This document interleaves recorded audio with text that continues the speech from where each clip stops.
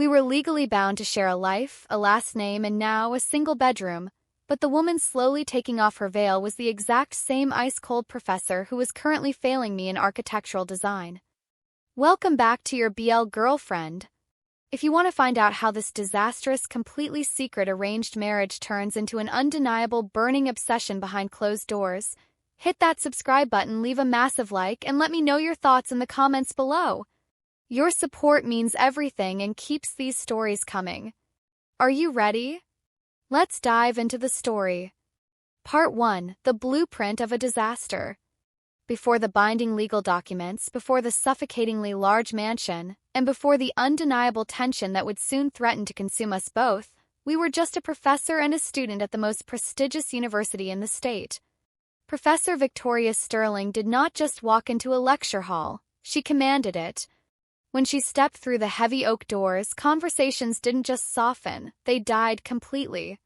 She was 28 years old, the youngest tenured professor in the architecture department, and by far the most terrifying. Everything about her was meticulously calculated, from the sharp, asymmetric cut of her dark hair to the flawless tailoring of her designer suits that looked like armor. She never raised her voice. She never had to.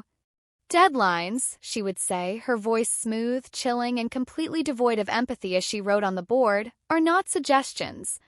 If your work is as fragile as your excuses, do not waste my time. Whenever she spoke, you could actually hear the frantic scratching of pens from the terrified students in the front row. I, however, sat in the very back. My name is Harper. I am 23, perpetually exhausted, and practically living off of cheap vending machine coffee. I was a scholarship student juggling 2 part-time jobs just to keep my head above water, and in Professor Sterling's perfectly symmetrical, highly disciplined world, I was a walking disaster. I was the girl who slipped into the back of the lecture hall 3 minutes late, the girl whose sketches were brilliant but always submitted at the absolute last second. We existed in the same building, breathing the same recycled campus air, but we were in entirely different universes. She was absolute authority. I was just trying to survive. I genuinely believed she despised me. Whenever her piercing hazel eyes scanned the lecture hall and locked onto mine, I could see a flash of cold disapproval before she looked away. But the universe I was about to learn has a very twisted sense of humor. Started when my family's small generational business finally hit rock bottom. The debts were astronomical. The bank was threatening to take everything, including the house my grandmother had built. That was when the offer came. It wasn't a romance, it was a transaction. A highly influential, incredibly wealthy family needed a respectable, scandal-free spouse for their heiress to fulfill an archaic clause in her grandfather's will. If she didn't marry before her 29th birthday, she would lose her position as the CEO of her family's firm and forfeit her inheritance to a reckless cousin. The terms presented by their merciless team of lawyers were brutal but clear: a legally binding marriage for 3 years. Total secrecy. Complete compliance.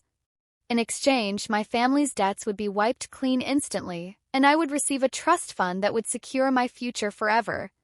I didn't have a choice. I signed away my freedom to save my family. I didn't even know her name.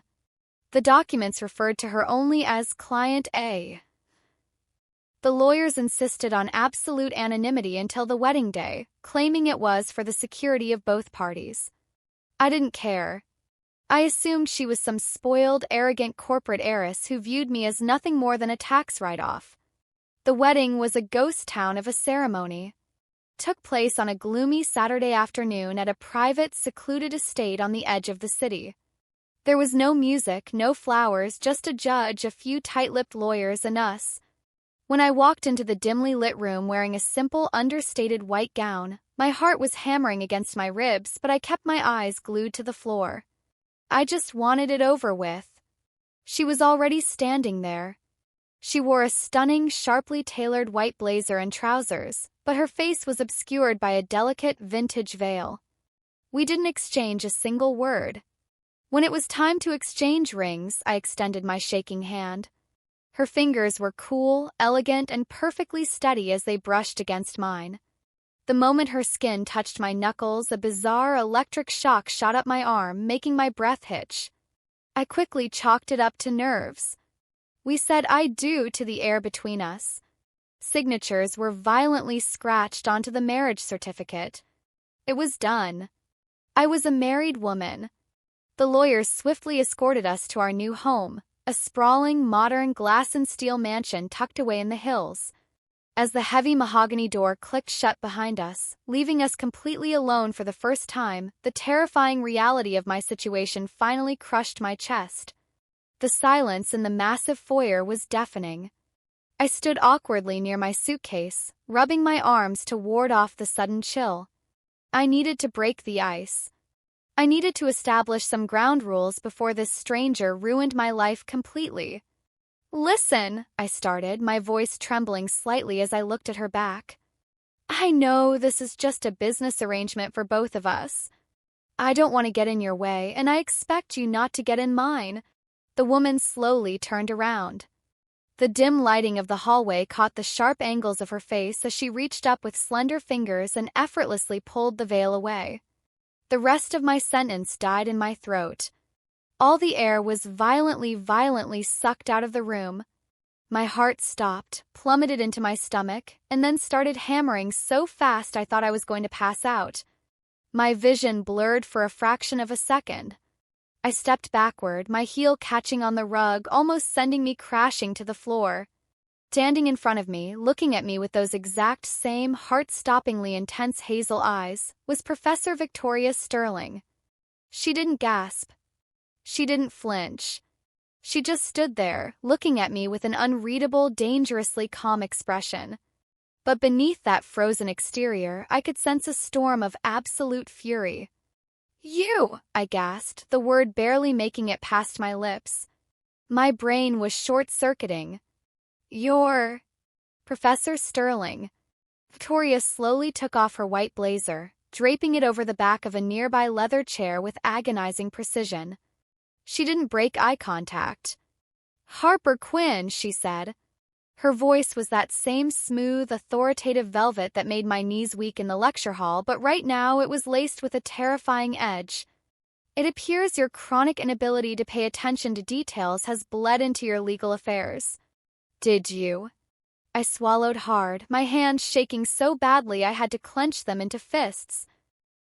"Did you know it was me?" "I saw the name on the final draft of the contract yesterday," she replied coolly, crossing her arms over her chest. Tailored silk shirt she wore underneath clung perfectly to her frame. I had hoped, quite desperately, that it was merely an unfortunate coincidence. Common name. It seems the universe is exceptionally cruel to us both. The reality of the situation crashed over me like a tidal wave. I was married to my professor. The woman who held my academic future, my degree, and my entire career in the palm of her hand was now legally my wife. If the university found out about this, we would both be ruined. The power imbalance, the scandal, the absolute catastrophe of it all.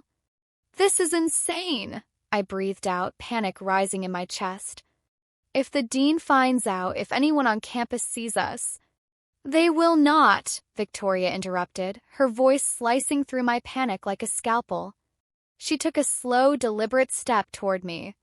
The subtle, intoxicating scent of her expensive cedarwood and bergamot perfume drifted into my senses, making my mind spin. "Nothing changes, Harper. The university, you are my student and I am your professor. We do not speak in the hallways. You do not linger after class. You maintain the exact same invisible, mediocre presence you always have." She took another step, closing the distance between us until she was standing barely a foot away. I had to tilt my head up to look at her. The sheer proximity of her was overwhelming. "And in this house," she continued, lowering her voice to a dangerous husky whisper that sent an involuntary shiver straight down my spine, "we are nothing but temporary roommates bound by a non-disclosure agreement. You will stay in the guest wing. You will not interfere with my schedule, and you will absolutely not cross my boundaries. Are we clear?" For a second, the terrified student inside me wanted to nod eagerly, apologize, and run away to hide in my room. But then a spark of defiance flared in my chest. I wasn't in her classroom anymore. I had sold my soul for this marriage too. I was an equal partner in this twisted prison. I forced myself to step even closer, entirely erasing the safe distance between us. I saw her pupils dilate slightly in surprise, but she didn't step back. "Don't talk to me like I'm one of your terrified freshmen, Victoria," I said, using her first name deliberately. I watched her jaw clench tight at the sound of it. "You're not grading me right now. You needed this marriage just as badly as I did, otherwise you wouldn't be standing here in a wedding suit. So don't act like you're the only one setting the rules." The silence that followed was deafening. The air between us cracked with a heavy, dangerous electricity. Victoria looked down at me, her eyes darkening in a way I had never seen before. It wasn't the cold dismissal of a professor. It was something much deeper, something volatile and entirely untamed. "You love to push your luck, don't you, Harper?" she murmured, leaning in just a fraction of an inch. Her breath ghosted over my cheek, warm and deliberate. "Be very careful. The boundaries I set aren't just to protect my career. They are to protect you. Because if you cross them in this house..." She let the threat hang in the air, a heavy, suffocating promise that made my pulse race with something that felt terrifyingly close to desire. Before I could formulate a response, she pulled back, the icy mask instantly slamming back into place. "Your room is down the hall to the left," she stated firmly, turning her back on me and walking toward the grand staircase. "I expect your final sketches submitted by 8 a.m. on Monday. Welcome home, Mrs. Sterling." As she disappeared upstairs, leaving me trembling in the dimly lit foyer, I realized one terrifying truth. Contract said 3 years. But standing in the charged aftermath of her presence, feeling the phantom heat of her gaze on my skin, I wasn't sure I was going to survive 3 weeks. End of Part 1. Part 2, Dual Realities. I did not sleep a single wink that night. How could I? The bed in the guest wing was absurdly large, the mattress swallowing me whole in a sea of Egyptian cotton and silk pillows. The entire room looked like it belonged in an architectural digest, minimalist, cold, and entirely devoid of life. It was a stark contrast to my cramped, chaotic apartment where the radiator constantly hissed and my roommate's alarm clock went off at ungodly hours. Here, the silence was absolute. It was the kind of heavy, expensive silence that made your ears ring. Every time I closed my eyes, all I could see was Victoria. Professor Sterling. My brain kept violently correcting me. She was Professor Sterling when she was tearing apart my floor plans in front of 50 people, but she was Victoria when she was standing inches from my face in the dim light of the foyer, her breath warm against my skin, issuing threats that felt dangerously close to promises. By 5:30 a.m., I gave up on the illusion of sleep. I dragged myself out of bed, shivering slightly as my bare feet hit the polished concrete floor. I threw on an oversized faded band t-shirt and a pair of worn-out sweatpants, tying my chaotic hair into a messy knot. I needed caffeine, and I needed it immediately if I was going to survive the surreal nightmare of my new reality. I navigated the sprawling, labyrinthine hallways of the estate until I found the kitchen. Calling it a kitchen felt like an insult. It was a sleek stainless steel and black marble culinary laboratory. And she was already there.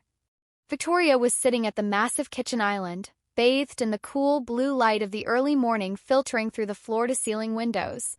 She was fully dressed. Of course she was. She wore a tailored charcoal gray 3-piece suit that fit her so perfectly it was almost offensive. A pair of silver reading glasses rested on the bridge of her nose as she scrolled through a tablet, a steaming cup of espresso resting precariously close to the edge of the marble.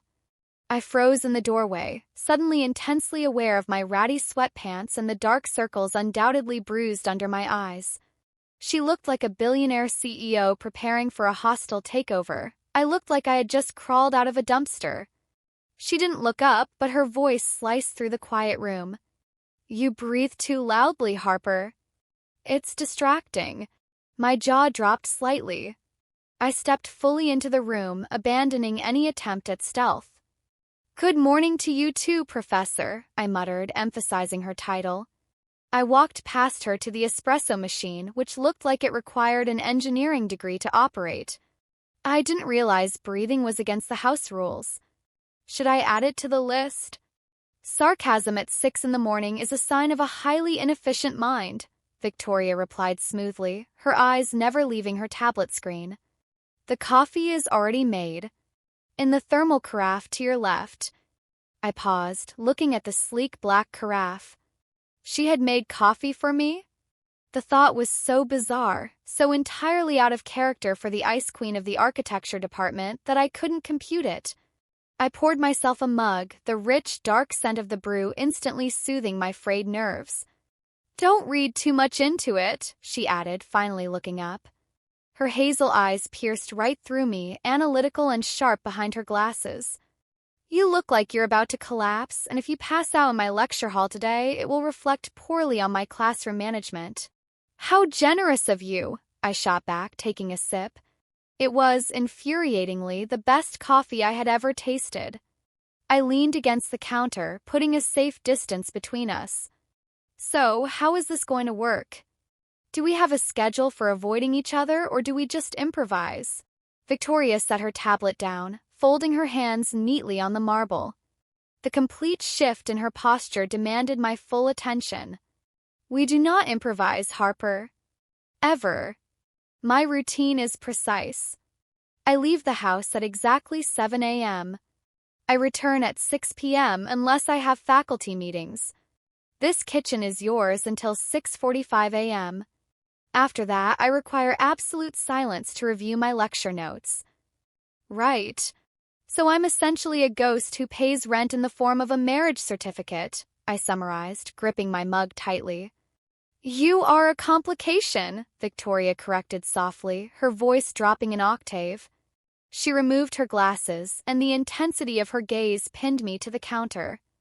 A very loud, very chaotic complication that I am currently trying to manage. I suggest you make it easy for both of us and simply blend into the background. I'll do my best to be invisible, I replied, my voice tighter than I wanted it to be. See that you do. She stood up, smoothing a non-existent wrinkle from her impeccably pressed trousers.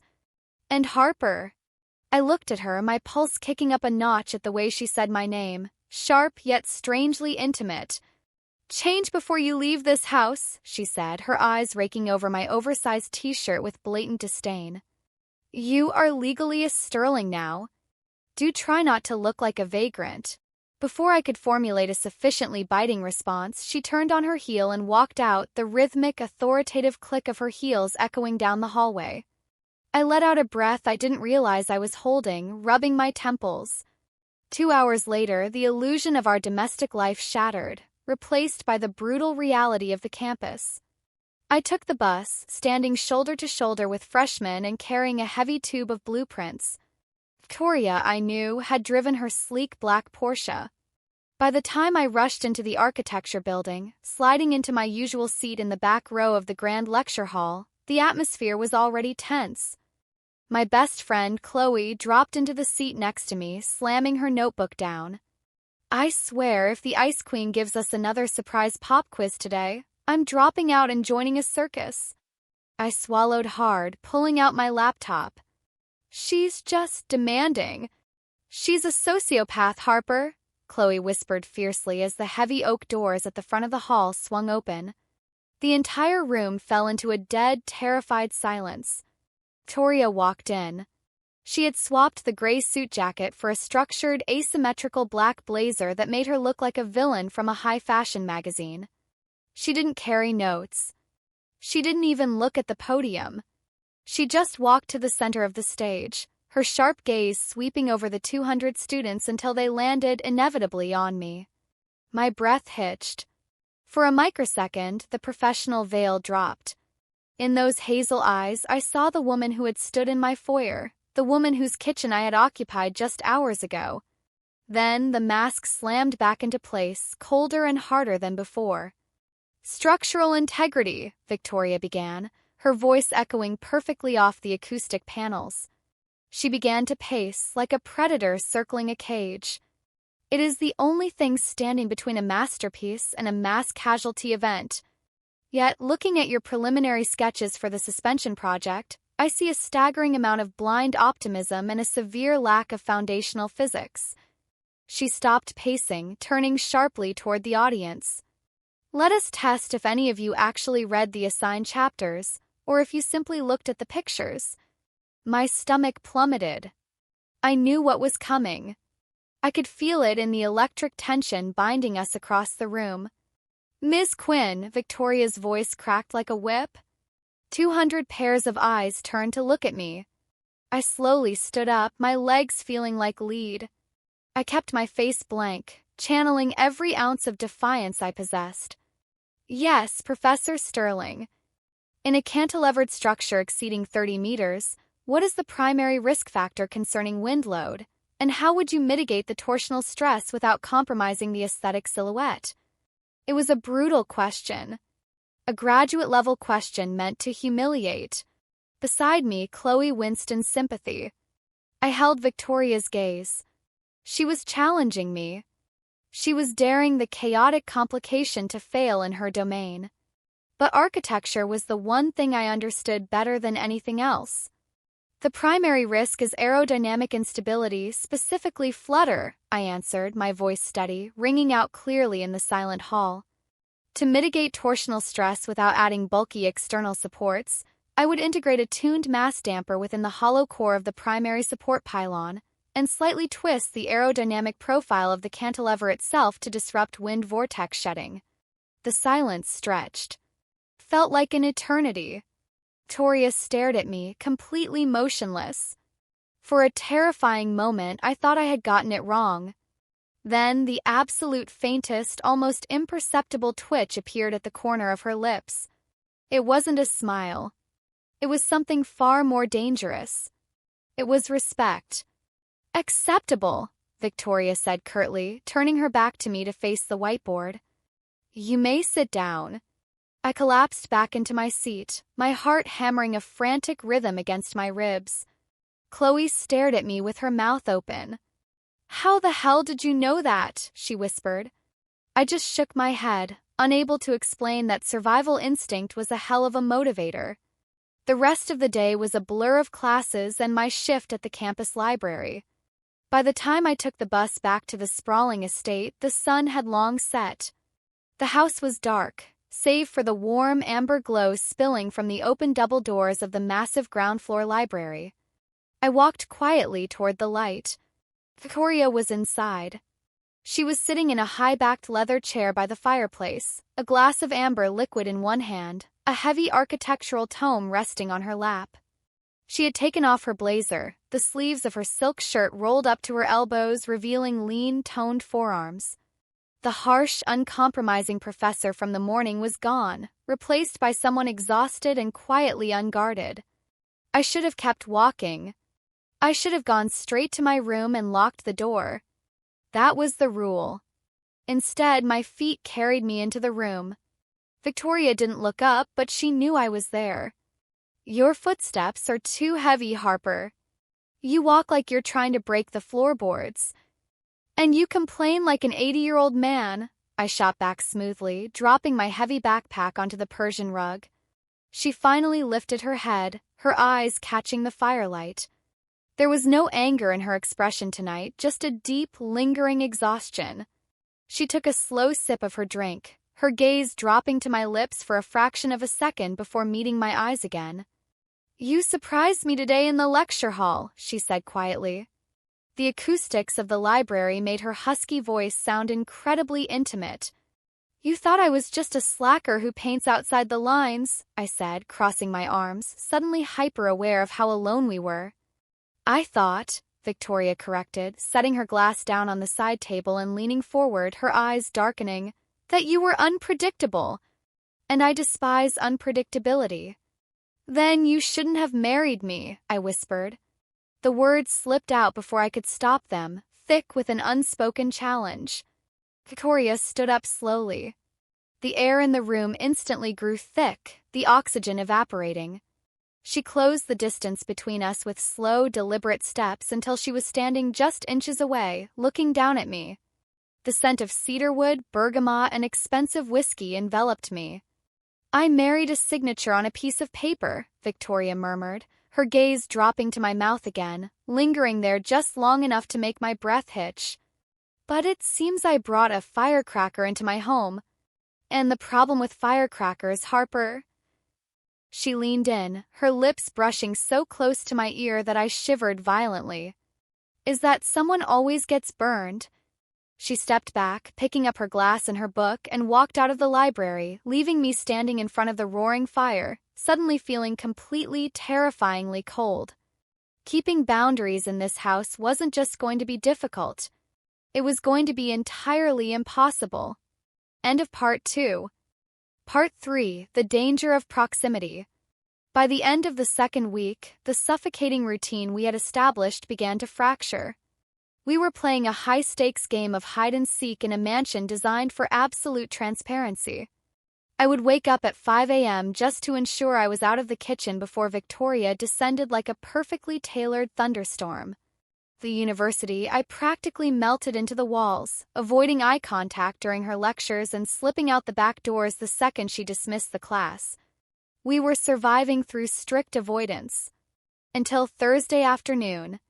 The advanced design studio was practically empty. The heavy rain lashing against the massive campus windows had sent most students running for the cafes. I was lingering near my drafting table, desperately trying to pack away my fragile architectural models without snapping any balsa wood. At the front of the studio, Victoria was packing her briefcase. She looked immaculate as always, wearing a deep burgundy blouse tucked into high-waisted black trousers. But she wasn't alone. Elise, a fifth-year graduate student who treated the architecture building like her personal runway, was leaning entirely too far over Victoria's desk. Elise was notoriously brilliant, incredibly wealthy, and famously relentless when she wanted something. Right now, it was blatantly obvious what she wanted.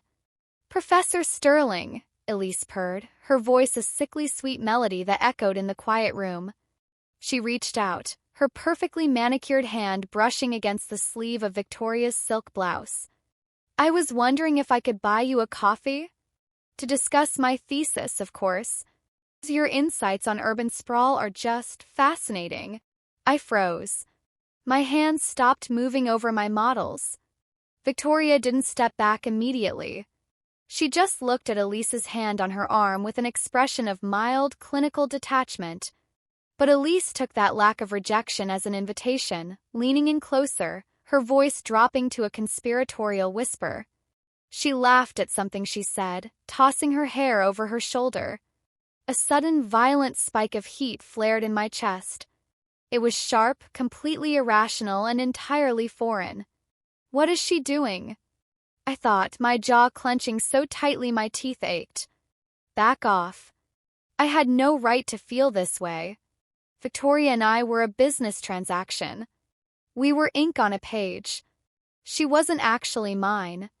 But watching another woman invade her space, watching Elise try to charm the Ice Queen who was currently holding my family's financial future, and my own sanity, hostage, made my blood boil. Without realizing what I was doing, I gripped the 2H graphite pencil in my right hand and squeezed. Snap. The sharp crack of the wood breaking in half echoed loudly in the nearly empty studio. Both Victoria and Elise snapped their heads in my direction. I was standing there, breathing a little too heavily, holding two jagged pieces of yellow wood. Elise rolled her eyes, clearly annoyed by the interruption from a mere undergrad. But Victoria's gaze locked onto mine.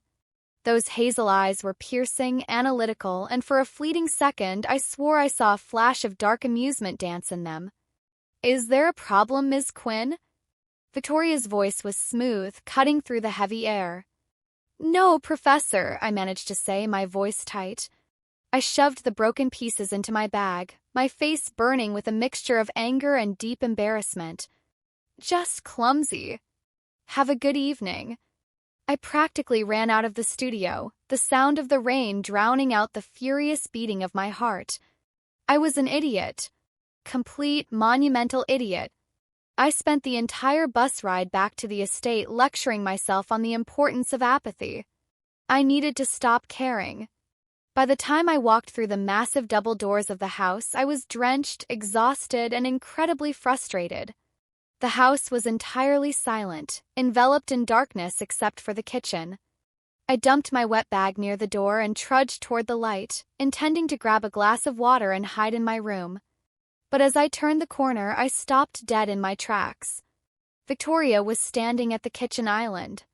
But it wasn't the Professor Sterling I was used to. The armor was gone.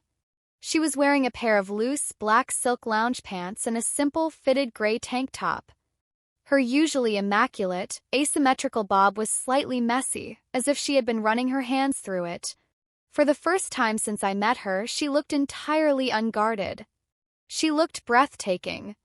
She held a glass of red wine, her eyes fixed on a massive, complex blueprint spread across the marble counter. "You're late," she said without looking up.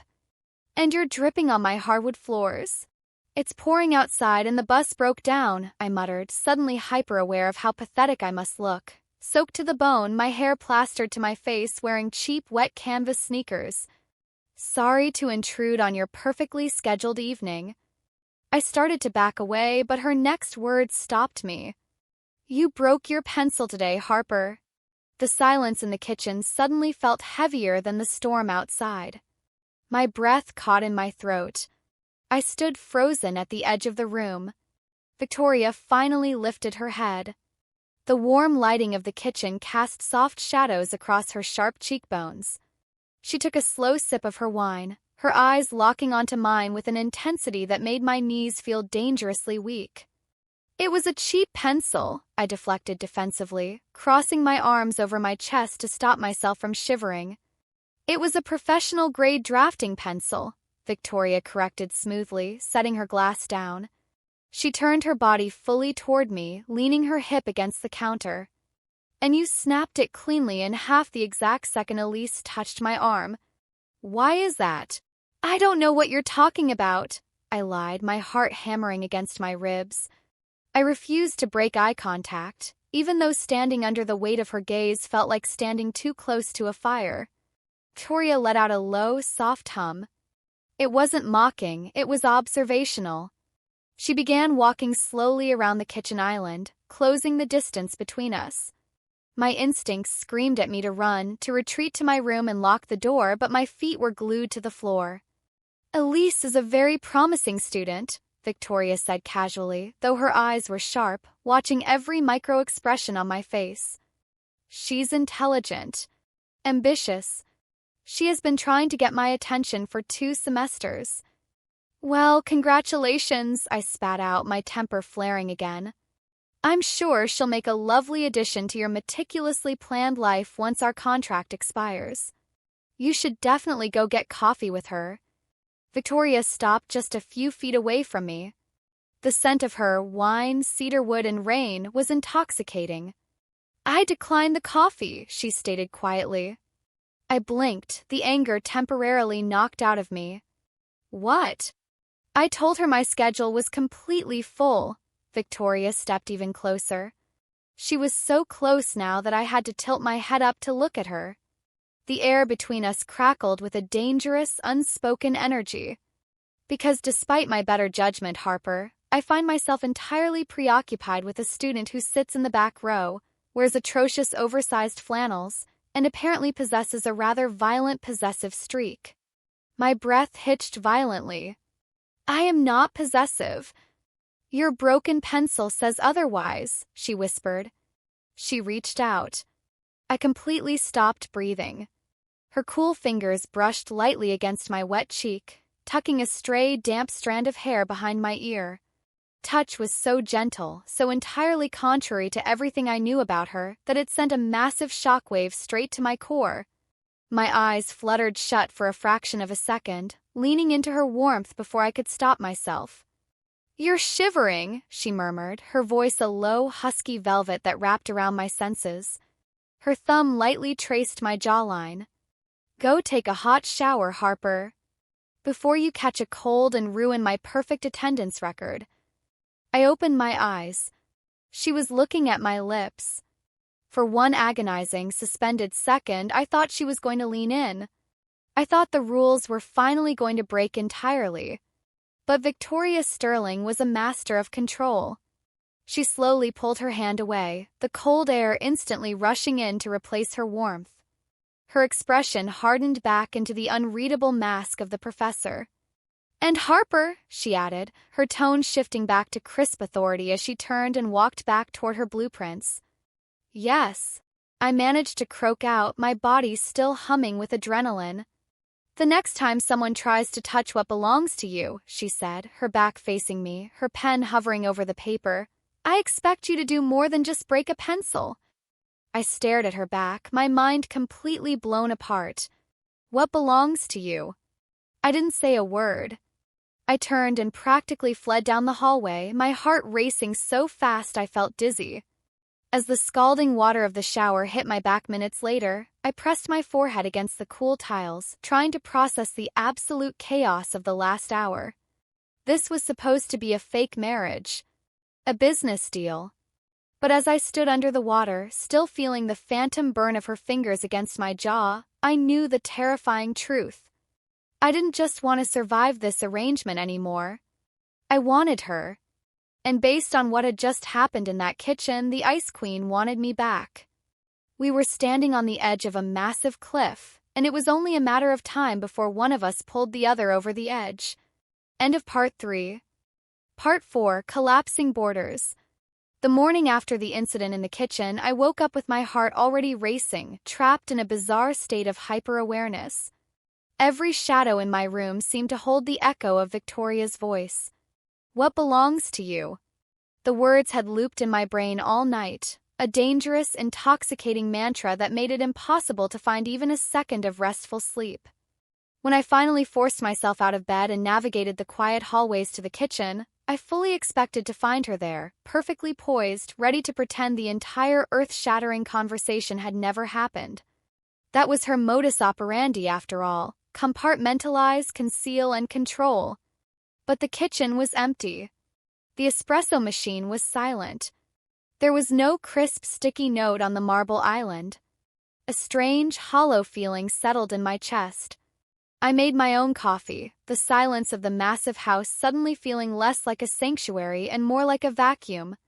It wasn't until I reached the architecture building later that morning that I understood why her routine had broken. The atmosphere in the department was entirely chaotic. Students were practically vibrating with nervous energy in the hallways. When I slipped into the lecture hall, Chloe grabbed my arm before I could even sit down. "Did you hear?" she hissed, her eyes wide. "The Board of Trustees is doing an unannounced walkthrough today. And rumor has it, Eleanor Sterling is leading the pack." My blood ran completely cold. Eleanor Sterling, Victoria's mother, the matriarch of the Sterling Empire, the woman who had personally orchestrated the ironclad clauses of our marriage contract, and a woman who terrified even the university dean. Before I could ask any questions, the heavy oak doors opened. Victoria walked in. She looked magnificent, but there was a razor-sharp tension in her jaw that hadn't been there yesterday. She wore a stark white suit, her posture impossibly rigid. She didn't even glance toward the back row where I was sitting. She launched straight into the lecture, her voice clipping the ends of her words. She was stressed. The Ice Queen was actually under pressure. The lecture felt agonizingly slow. I couldn't focus on load-bearing calculations. I could only focus on the tight line of her shoulders. When the class finally ended, she dismissed us abruptly, packing her briefcase with hurried, uncharacteristic clumsiness. My phone buzzed in my pocket. Text message. "Vias cancel your afternoon shift at the library. Be at the house by 4 p.m. We have a catastrophic problem." I didn't reply. I just ran. I caught the earliest bus, my mind spinning through 100 disastrous scenarios. Had someone found out? Had someone seen us arguing in the foyer? Was the marriage annulled? When I burst through the front doors of the estate, breathing heavily, I found Victoria standing in the center of the grand living room. She was on the phone, pinching the bridge of her nose, her eyes tightly closed. "Yes, Mother, I understand," Victoria said, her voice tight with restrained fury. No, we are thrilled. Truly. We will see you at 6. She ended the call and tossed her phone onto the glass coffee table with a loud clatter. She stood there for a moment, her chest rising and falling heavily before she opened her eyes and saw me standing by the door. "She's coming," Victoria said. It was the first time I had ever heard her sound genuinely panicked. "Your mother?" I asked, stepping cautiously into the room. "My mother.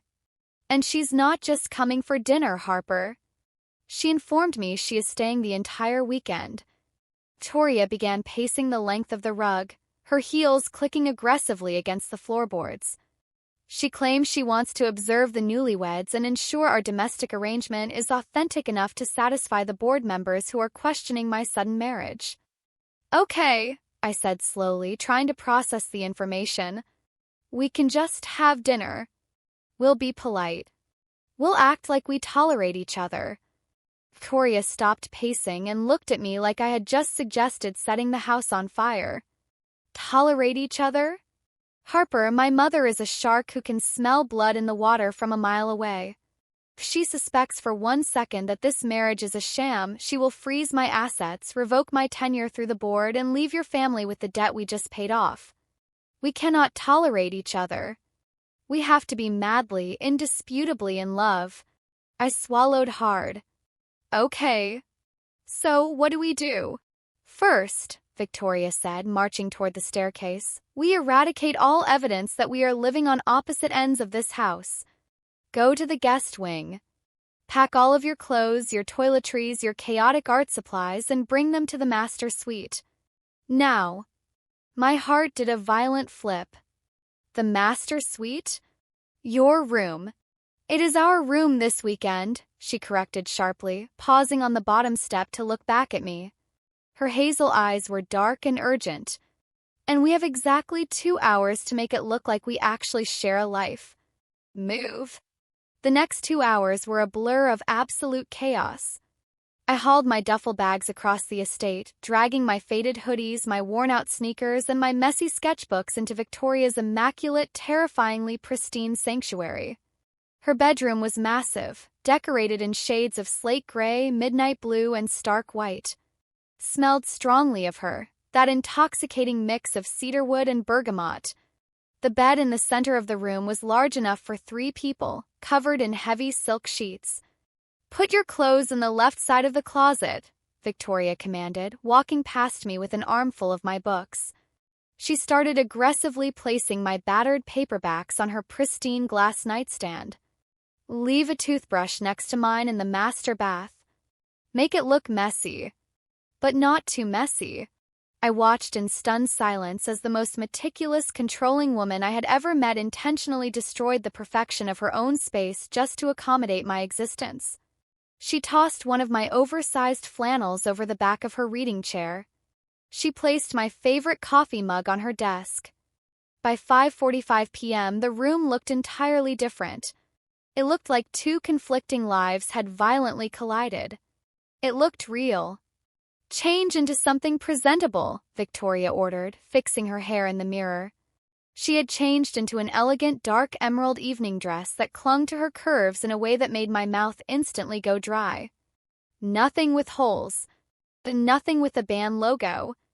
I scrambled to find the one nice outfit I owned, a pair of tailored black trousers and a soft, cream-colored silk button-down I had bought for a presentation. When I emerged from the closet, Victoria was waiting by the door. She looked me up and down. Critical professor gaze was there, but it softened almost imperceptibly as her eyes lingered on my collarbone. "Acceptable," she murmured. At exactly 6 p.m., the doorbell rang. Sounded like a death knell. "Remember," Victoria whispered, turning to me right before she opened the heavy front door. "Follow my lead. Do not flinch.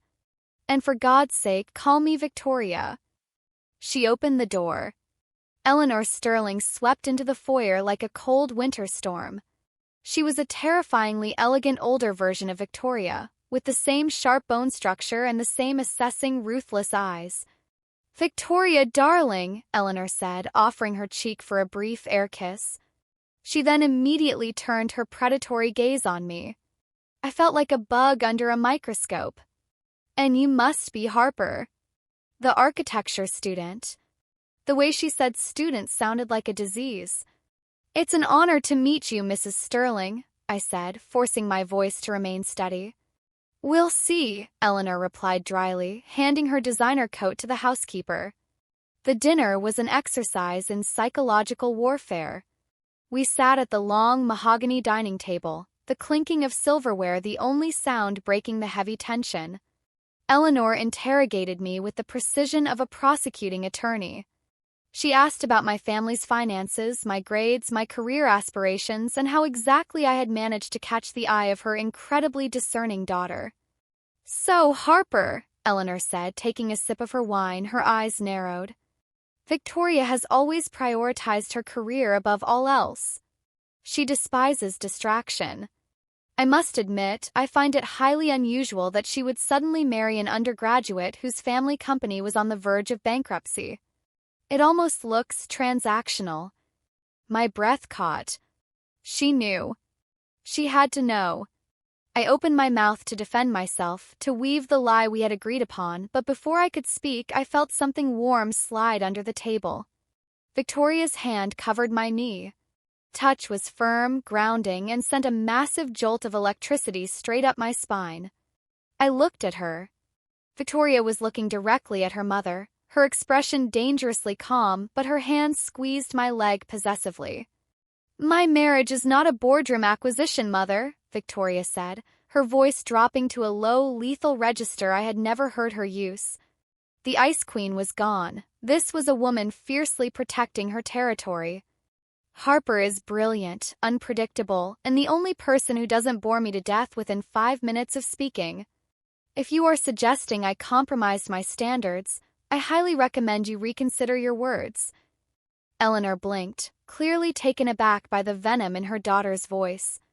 The older woman looked down at our plates, a tight, forced smile appearing on her lips. I meant no offense, Victoria. I am simply protective. As am I, Victoria countered smoothly. She didn't move her hand from my knee for the rest of the dinner. Every time her thumb brushed against my skin, my heart hammered against my ribs, and I completely forgot how to breathe. By the time Eleanor finally retired to the guest wing, my old room, at 10 p.m., my nerves were completely frayed. I followed Victoria up the grand staircase to the master suite. The moment the heavy oak door clicked shut behind us, locking the rest of the world out, the air in the room instantly changed. Performance was over. We were alone again. But the dynamic had violently shifted. Victoria walked over to her vanity, her shoulders slumping slightly as she began to remove her earrings. The formidable armor was cracking. You defended me, I said quietly, remaining by the door. I defended our arrangement, Victoria corrected, looking at me through the mirror. But her voice lacked its usual bite. It was soft, almost exhausted. My mother thrives on weakness. If I had let her tear into you, she would have unraveled the entire contract by morning. Still, I murmured, taking a step into the room. Thank you. She didn't reply. She stood up and walked into the massive ensuite bathroom to change. When she emerged 10 minutes later, she was wearing a simple dark blue silk slip dress that stopped mid-thigh. It was elegant, minimalist, and entirely devastating to my sanity. I quickly grabbed my pajamas and practically ran into the bathroom to change, needing a moment to calm my racing pulse. When I came back out, the main lights were off. The room was bathed in the soft silver glow of the moonlight spilling through the floor-to-ceiling windows. Victoria was already in bed, lying on the far right side, the silk sheets pulled up to her waist. She was reading a book on her tablet, the screen illuminating the sharp angles of her face. I stood awkwardly at the foot of the bed. The mattress was massive, but looking at it now, it felt impossibly small. Are you going to stand there all night, or are you going to sleep? She asked without looking up. I swallowed hard, walking around to the left side of the bed. I slowly pulled back the heavy duvet and slipped underneath. The sheets were incredibly soft, and they smelled intensely of her. I lay flat on my back, staring at the ceiling, my body completely rigid. We were at least 3 feet apart, a massive chasm of mattress separating us, but I could feel the heat radiating from her body. The silence in the room was deafening. Every time she turned a page on her tablet, every time she took a breath, my heart skipped a beat. 15 minutes passed. Tension was suffocating. "Harper," her voice broke the silence, soft and hushed in the darkness. "Yeah," I whispered back, my voice barely working. The room plunged into complete darkness as she turned off her tablet.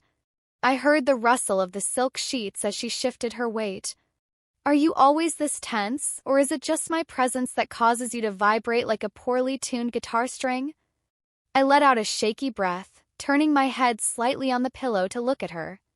In the dim moonlight, I could just make out her silhouette. She had turned to face me.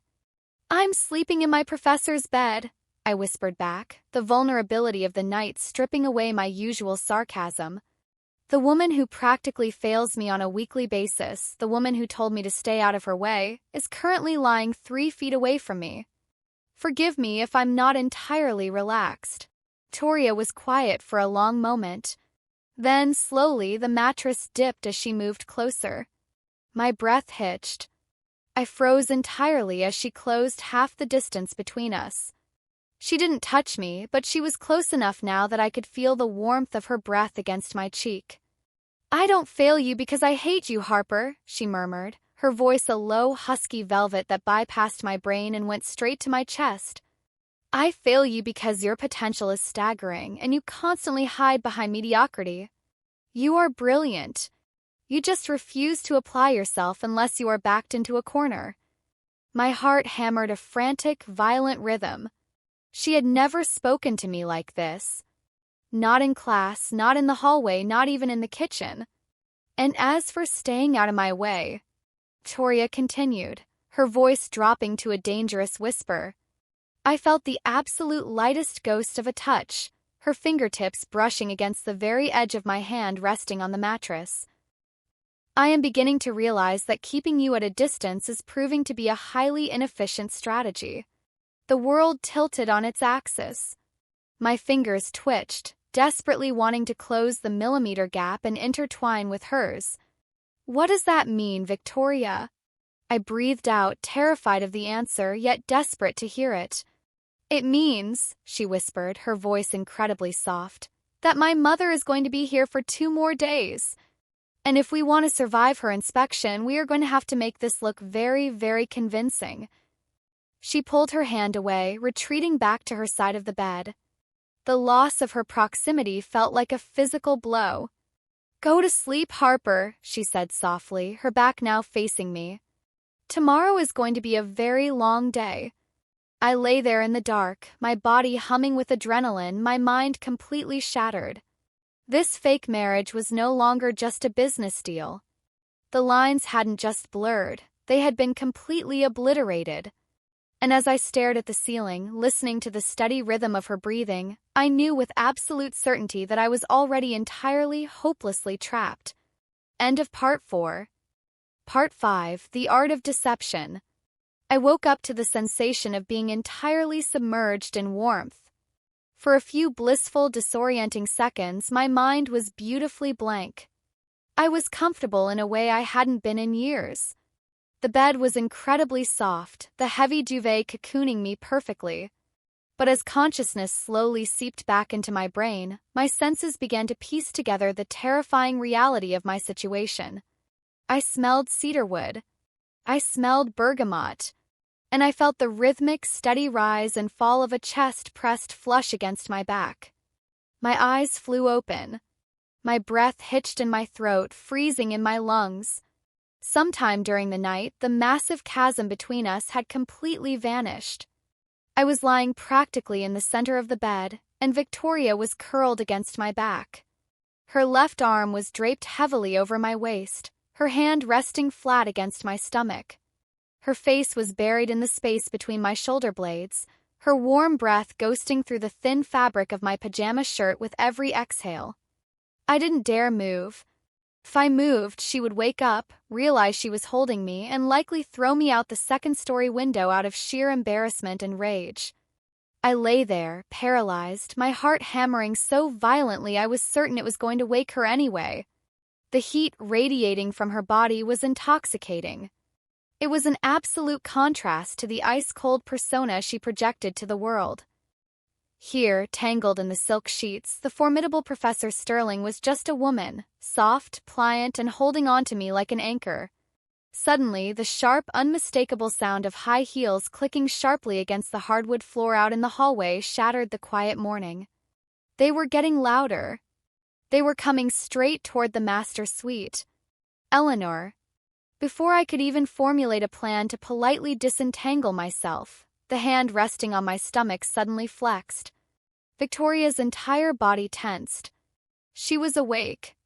I braced myself for the inevitable reprimand, expecting her to shove me away and snap at me for crossing the boundary line. Instead, her arm tightened around my waist, pulling me even flush against her. "Don't move," Victoria murmured, her voice a rough, sleep-heavy rasp right against my ear.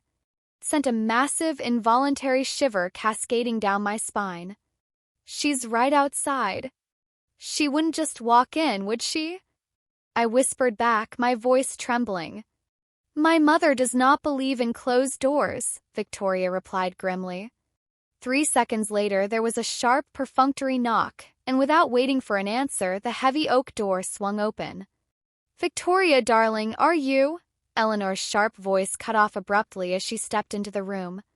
I buried my face into the pillow, pretending to be halfway asleep, while every single nerve ending in my body was screaming. Victoria shifted slightly, her hand sliding from my stomach to rest possessively on my hip. She lifted her head, and though I couldn't see her face, I could hear the instant shift in her tone. The sleepiness vanished, replaced by a smooth, perfectly calibrated annoyance. "Mother," Victoria said, her voice dripping with dangerous politeness. "It is 7 in the morning. Has the house caught fire?" Eleanor stood frozen at the foot of the bed. For a woman who was rarely caught off guard, she looked entirely taken aback by the intimate tableau in front of her. I was simply coming to see what time you requested breakfast. I didn't realize you were still resting." "We had a late night," Victoria replied smoothly, her thumb beginning to trace slow, agonizing circles against my hip bone. The casual intimacy of the gesture was so convincing it made my mind short-circuit. Harper needs her sleep. Her coursework is highly demanding. I let out a soft, sleepy groan, partially acting, partially a genuine reaction to the way her fingers were moving against my skin, and shifted slightly, tilting my head back so it rested against Victoria's shoulder. I blindly reached out, my fingers wrapping loosely around the hand she had on my hip. Victoria's breath hitched ever so slightly at my touch, a micro-reaction that only I could feel. But she didn't pull away. She intertwined our fingers. "I see," Eleanor said, her voice much quieter now, clearly uncomfortable with intruding on what looked like a profoundly private moment. "Well, breakfast will be served at 8. Don't be late." The door clicked shut. The heavy footsteps retreated down the hall. We stayed exactly as we were for a long, suffocating minute, neither of us willing to break the illusion. The silence in the room was heavy, thick with an unspoken electric tension. My thumb absently stroked the back of her hand, a reflex I couldn't seem to stop. "She's gone," I whispered, the words barely making it out of my throat. "I know," Victoria replied softly. But she didn't let go. She kept her fingers laced with mine, her body still pressed flush against my back. "Your acting skills are surprisingly adequate, Harper." "Desperation breeds talent," I managed to say, my pulse hammering in my ears. I slowly rolled over, finally breaking the embrace, but I didn't move to my side of the bed. I turned to face her. Victoria was looking at me. In the soft morning light, without her armor, without her makeup, she looked breathtakingly beautiful. Her hazel eyes were dark, searching my face with an intensity that made it hard to breathe. Professional boundaries we had drawn were currently lying in ashes around us. Get dressed, she finally whispered, breaking the magnetic pull between us as she sat up, the silk sheets falling to pool around her waist. We have a performance to maintain. Breakfast was a masterclass in psychological warfare. Eleanor sat at the head of the long dining table, sipping her black tea with the calculated grace of a monarch. Victoria and I sat next to each other. To my absolute shock, Victoria played the role of a devoted wife with terrifying perfection. When I reached for the coffee carafe, she gently caught my wrist. "Let me," she murmured, pouring the dark liquid into my cup before handing it to me. Her fingers brushed mine, lingering just a fraction of a second longer than necessary. Eleanor watched our every move like a hawk. "Tell me, Harper," Eleanor said, setting her teacup down with a sharp clink. "What does your family think of this sudden arrangement?" I imagine they were quite relieved by the financial stability Victoria brings.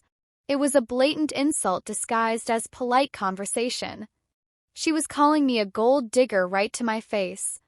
Before Victoria could intervene, I set my fork down, squaring my shoulders. I was done being intimidated. "My family is grateful, Mrs. Sterling. But not for the reasons you're implying. They're grateful because they know Victoria is a woman of her word. They know I'm in safe hands." I looked directly into Eleanor's icy eyes. "Money comes and goes. But loyalty? That's entirely priceless. And Victoria has my absolute loyalty." The dining room plunged into a deafening silence. I glanced at Victoria. She was staring at me, her coffee cup suspended halfway to her lips. Her expression was completely unreadable, but a muscle feathered in her jaw, and something dark and profound shifted in her hazel eyes.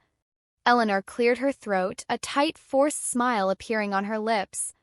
How remarkably poetic. "Well, I have some calls to make to the board. I will leave you two to your Sunday." When Eleanor finally left the room, the heavy atmosphere broke. I let out a massive breath, running a shaky hand through my messy hair. "I'm sorry," I muttered, looking down at my plate. "I probably shouldn't have talked back to her. I know she's important for your position." "Harper," Victoria interrupted, her voice a low, commanding velvet. I looked up. "No one," Victoria said quietly, her eyes locked onto mine with a burning intensity, "has ever spoken to my mother like that. Not even the dean of the university." "Was it too much?" I asked, suddenly nervous. A slow, devastating smirk played at the corner of Victoria's lips. It was the first genuine expression of amusement I had ever seen from her, and it completely knocked the wind out of me. It was entirely reckless, completely insubordinate, and absolutely brilliant. She stood up from the table, leaning down so her face was just inches from mine. The scent of her perfume wrapped around my senses. "Keep doing that, Mrs. Sterling, and I might just start to enjoy this arrangement." She walked out of the dining room, leaving me completely paralyzed, my heart threatening to beat its way right out of my chest. The rest of the afternoon passed in a tense, highly choreographed dance. We walked through the estate's sprawling gardens together, Eleanor trailing a few steps behind, supposedly taking in the air but actually scrutinizing our body language. Victoria kept her hand resting on the small of my back the entire time. The warmth of her palm through my thin sweater was a constant, burning anchor.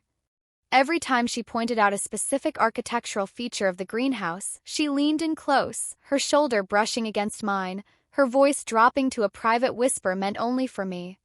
By the time the sun began to set, casting long, golden shadows across the estate, the exhaustion of the performance was beginning to wear me down. I retreated to the library to get away from Eleanor's suffocating gaze. The room was dark, lit only by the crackling fire in the massive hearth.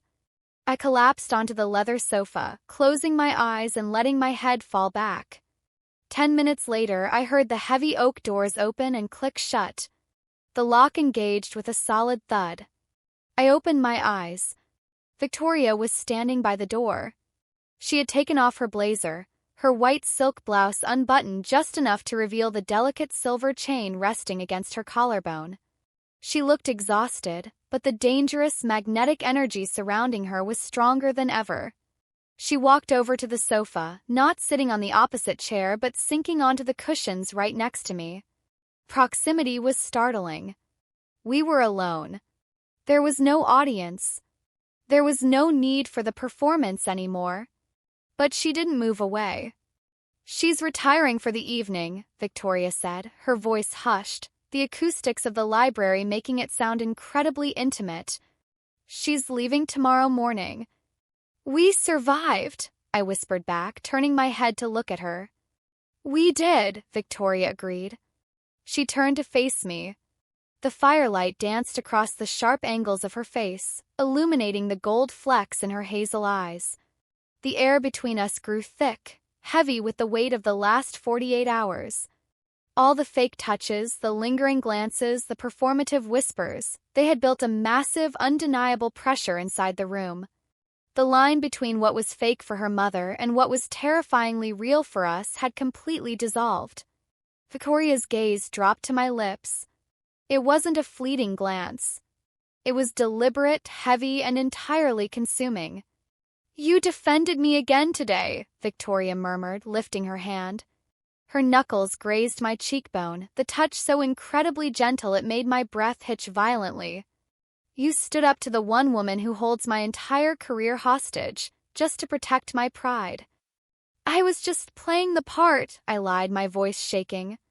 "Were you?" she challenged softly, her thumb tracing the line of my jaw. She leaned in closer. The space between us was rapidly evaporating. "Because when I held you this morning, Harper, it didn't feel like a performance. And when you looked at my mother and told her I had your absolute loyalty, I believed you. My heart was beating so fast I was dizzy. I couldn't look away from her eyes. Victoria." I breathed out her name, a desperate plea for her to either stop torturing me or close the final distance. "I am a woman of immense control, Harper," she whispered, her lips hovering mere inches from mine. I could feel the heat of her breath, intoxicating and warm. "I plan every detail of my life. I do not make impulsive decisions. I do not allow chaos into my world." Her hand slid to the back of my neck, her fingers tangling in the short hairs at the nape, sending a massive jolt of electricity straight to my core. "But you," she breathed, her forehead coming to rest gently against mine, "are ruining my perfect record." I closed my eyes, leaning into her touch, completely surrendering to the absolute gravity of Professor Victoria Sterling. We were standing on the edge of the precipice, and there was no turning back. End of Part 5. Part 6, The Point of No Return. The air in the library shattered. There was no more space for logic, no more room for the ironclad clauses of our contract, and certainly no room for the terrified student I had been just 2 weeks ago. When Victoria's lips finally crashed against mine, the entire world outside the four walls of that room ceased to exist. It wasn't a gentle, tentative first kiss. It was a collision. It was the violent release of days of suffocating tension, suppressed glances, and whispered threats. Victoria kissed me with the exact same ruthless, uncompromising authority she applied to every other aspect of her life. She took complete control. Her hand tangled deeply into the hair at the nape of my neck, holding me in place while her other hand gripped my waist, pulling me flush against her on the leather sofa. I gasped into her mouth, completely overwhelmed by the taste of expensive wine, cedarwood, and the raw, desperate heat of her. My hands flew up, instinctively gripping the lapels of her white silk blouse, holding on to her like I was drowning. I kissed her back with everything I had. Every time I had bitten my tongue in her lecture hall, every time I had watched her effortlessly command a room, every time I had lain awake in her bed terrified of brushing against her, it all poured into that single consuming moment. A low, involuntary sound vibrated in Victoria's chest. The Ice Queen was finally melting, and she was burning me alive in the process. She tilted my head, her mouth becoming more demanding, her teeth grazing my lower lip in a way that sent a massive jolt of electricity straight down my spine. I didn't want it to stop. I wanted to stay trapped in the amber glow of the firelight forever. But suddenly, Victoria ripped herself away. She stood up so fast she nearly knocked over her glass on the side table. Her chest was heaving, her eyes wide, entirely blown out with a mixture of desire and absolute terrifying panic. Her chest rose and fell heavily beneath the unbuttoned silk of her blouse. "Victoria!" I breathed, my lips tingling, my mind completely dazed as I reached a hand out toward her. "No," she said, taking a sharp step backward, putting distance between us like I was a live wire. Her voice was trembling, a sound I had never ever heard from Professor Victoria Sterling. "No. This violates every parameter of our arrangement. This is a mistake." "It didn't feel like a mistake," I whispered, my heart breaking slightly at the sudden, violent return of her walls. "It is a catastrophic miscalculation," she snapped, though her eyes remained locked on my mouth. She ran a shaky hand through her immaculate hair, completely ruining its symmetry. "You are my student, Harper. If we cross this line, there is no turning back. It will consume us both, and I will not let you ruin your future just because we forgot how to play pretend." She didn't wait for my response. She turned and practically fled from the library, the heavy oak doors slamming shut behind her. I was left completely alone on the sofa, the fire crackling in the hearth, feeling colder than I had ever felt in my entire life. The next morning, Eleanor departed. We stood in the grand foyer, performing our final act. Victoria held my hand, her grip tight, her expression flawlessly composed. You would never have guessed that just hours prior, she had run from a kiss like her life depended on it. "Well," Eleanor said, pulling on her designer leather gloves as her driver loaded her luggage into the waiting black SUV. She looked between the two of us, her sharp eyes lingering on our intertwined fingers. "I must admit, Victoria, I had my doubts. But it seems you have finally found something or someone capable of holding your attention." "Have a safe flight, Mother," Victoria said smoothly, betraying absolutely no emotion. The heavy doors closed. The SUV pulled away down the long, winding driveway. The moment the lock clicked, Victoria immediately dropped my hand. The loss of her warmth felt like a physical blow. Without a single word, she picked up her briefcase and walked toward the garage. "Victoria," I called out, my voice echoing in the massive foyer. "Are we just going to ignore what happened?" She stopped, but she didn't turn around. "The performance is over, Harper. The threat has been neutralized. We return to our established routine. You have my 8 a.m. lecture. I suggest you don't miss the bus." She disappeared through the door. A minute later, I heard the ferocious roar of her Porsche's engine as she sped away from the estate. The whiplash was agonizing. Returning to the architecture building felt like stepping into an alternate reality.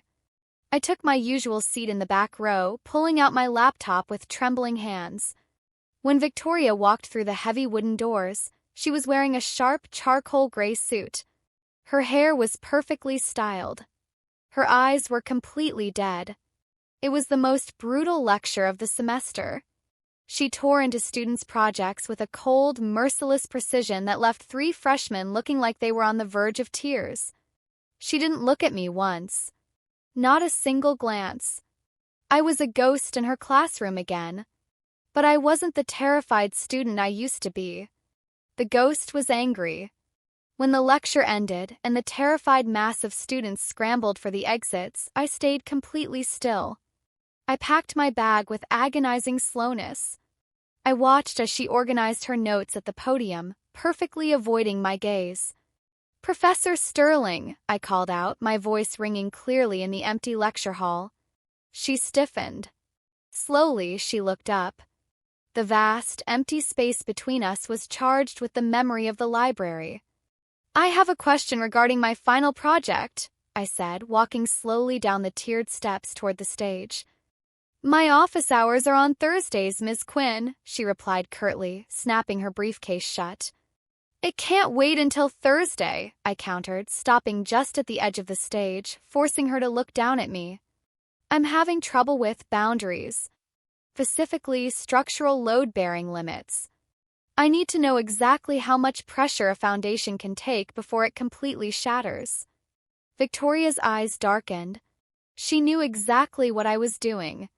She gripped the handle of her briefcase so tightly her knuckles turned white. "If a structure is fundamentally compromised," she said, her voice dropping to that low, dangerous register that made my knees weak, "it is the architect's duty to abandon it before it collapses and takes everything down with it." "What if the architect doesn't want to run away?" I challenged softly, stepping onto the first stair of the stage. "What if the architect knows the structure is worth saving?" The air between us grew impossibly heavy. Victoria stared at me, the mask cracking just a fraction. For a second, I saw the woman who had held me in her sleep. "My office," she suddenly commanded, her voice slightly breathless. 5 minutes. "Do not let anyone see you enter." She walked past me, leaving a trail of cedarwood in her wake. My heart was hammering a frantic rhythm against my ribs as I navigated the winding hallways of the faculty wing. I waited exactly 5 minutes, ensuring the corridor was empty before I slipped into Professor Sterling's private office, closing the heavy wooden door behind me. Her office was a reflection of her mind, immaculate, intimidating, and entirely enclosed in glass and dark wood. Victoria was standing by the large window, the blinds pulled down, casting sharp horizontal shadows across her face. She turned around as I locked the door. Click. The sound echoed loudly in the quiet room. "This is incredibly reckless, Harper," she breathed, taking a step toward me but forcing herself to stop behind her massive desk. "If the dean—" "I don't care about the dean," I interrupted, dropping my bag onto one of the leather visitor chairs. I walked straight up to her desk, planting my hands on the cool glass surface. "I care about the fact that my wife kissed me last night, held me all night, and is now pretending I don't exist." Victoria flinched at the word wife. She closed her eyes, letting out a ragged breath. "I told you. It was a mistake. I lost control. I allowed the stress of my mother's presence too." "Stop lying," I demanded, my voice trembling with a mixture of anger and desperation. "Stop analyzing everything like it's a blueprint. You didn't kiss me because of your mother. You kissed me because you wanted to. And you ran away because you're terrified." Her hazel eyes snapped open, blazing with sudden fury.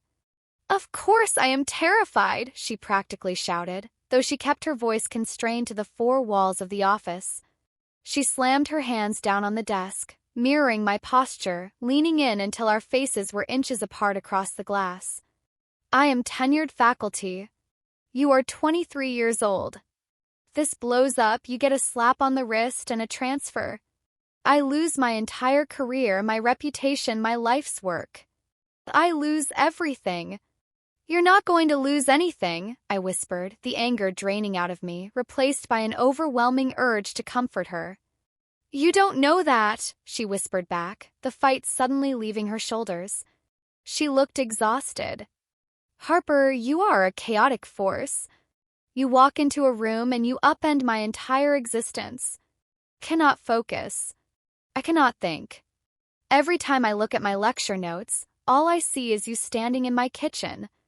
My breath hitched. "Victoria." She slowly walked around the desk, destroying the physical barrier between us. The shadows of the blinds painted stripes across her face. "I tried to keep you in the guest wing," she murmured, stopping just a foot away from me. "I tried to build a wall between us. But you broke it down without even trying." "Then stop trying to rebuild it," I pleaded softly, reaching out and gently wrapping my fingers around her wrist. She didn't pull away. She looked down at my hand holding hers, a profound sadness in her eyes. "If we do this, Harper, if we stop pretending, there are rules. Strict rules. You cannot look at me in class. We cannot be seen together on campus. Outside of that house, we are strangers. Completely." "I can do that," I promised instantly. "And inside the house?" she asked, her voice dropping to a husky whisper as she took the final step. closing the distance between us until our bodies were almost touching. "Inside the house," I whispered, looking up into her dark, mesmerizing eyes. "I'm yours." Victoria let out a shaky breath, completely surrendering. Her hands came up to frame my face, her thumbs tracing my cheekbones.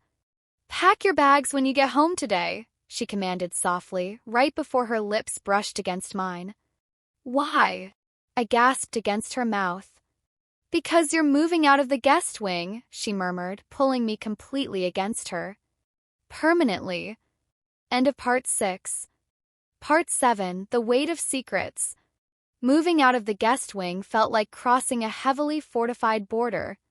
I dragged my battered duffel bag and armfuls of chaotic sketchbooks down the long, sunlit corridor of the estate, leaving the sterile, untouched emptiness of my old room behind. When I pushed open the heavy oak doors to the master suite, the air felt different. It was no longer a forbidden sanctuary I was trespassing in, it was ours. Victoria arrived home exactly at 6 p.m. I was sitting cross-legged on the floor, surrounded by piles of clothes, trying to figure out how to integrate my faded flannels and vintage band tees into her impeccably organized, color-coordinated walk-in closet. I heard the click of her heels stop at the bedroom door. I looked up. She was leaning against the doorframe, wearing a sleek navy blue suit, her briefcase hanging loosely from one hand. The terrifying, unyielding aura of Professor Sterling was still clinging to her, but the moment her hazel eyes locked onto me sitting amidst the mess, the ice shattered entirely. A soft, genuine smile tugged at the corner of her lips. "I see the invasion is completely underway," Victoria murmured, setting her briefcase down and unbuttoning her suit jacket. "I'm trying to be respectful of the ecosystem," I joked, holding up a distressed denim jacket next to a row of her pristine silk blouses. "But I think my wardrobe is physically offending yours." Victoria walked over to me, her heels sinking into the plush rug. She didn't complain about the mess. She didn't demand I organize it immediately. Instead, she knelt on the floor right in front of me, the crisp fabric of her trousers pooling around her knees.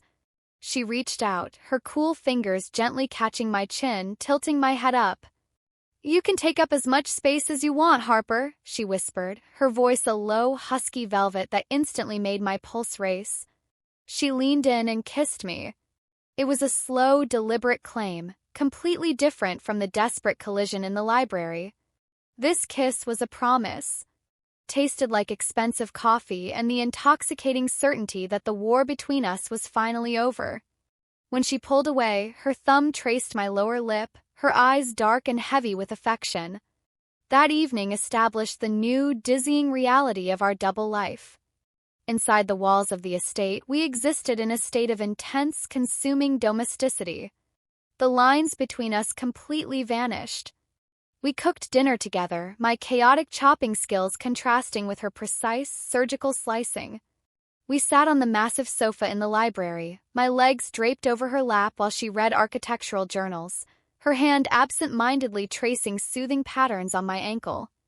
Sleeping next to her became an addiction. Waking up wrapped in her arms, smelling her cedarwood and bergamot perfume, was the only way I wanted to start my day.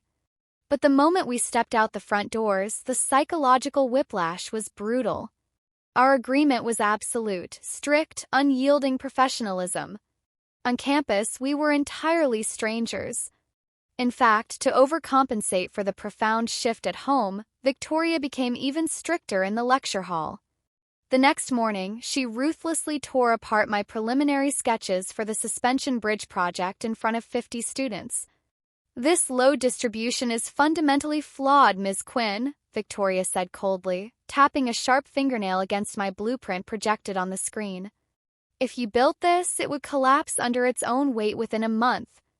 I expect a complete redesign by Monday, or you will fail this module." The entire class winced in sympathy for me. Chloe, sitting next to me, patted my arm gently. I simply nodded, keeping my face perfectly blank. "Yes, Professor Sterling. I'll fix it."